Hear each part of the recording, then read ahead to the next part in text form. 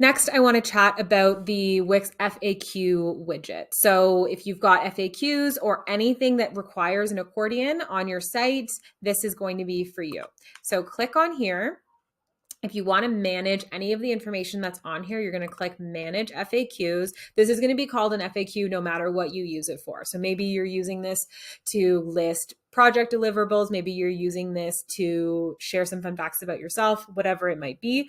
But just so you know, it's always going to be called an FAQ widget. You can also call it an accordion if the FAQ thing is throwing you off. But either way, it's going to be this compactable and compressible widget that we've got on your site. So if you want to make any changes, you come into Manage FAQs, you find the FAQ that you're actually dealing with, click on this little pencil button, and then you can just make any changes you want to see in here. This is a rich text box, so you can do a lot of stuff in here in the way of numbers, bullet points, paragraphs, adding a quotation mark. You can add in links as well, which I think is probably the most important thing that you'll need. So you can link to an external web page. If you wanted to link to something on your own site, you do just have to punch in that URL here.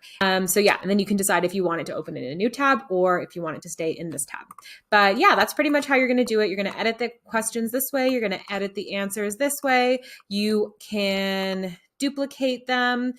You can delete them this way. You can do all sorts of things when you're in this back end here. So the FAQs are pretty straightforward. The one thing that I will mention that can get a little bit confusing is the concept of FAQ categories. So you can see that we've got two categories on this particular site. We've got setting up FAQs and we've got general. So let's say that I want to see a certain type of FAQs. Right now, I've got setting up set here, but I can check off general if that's what I want.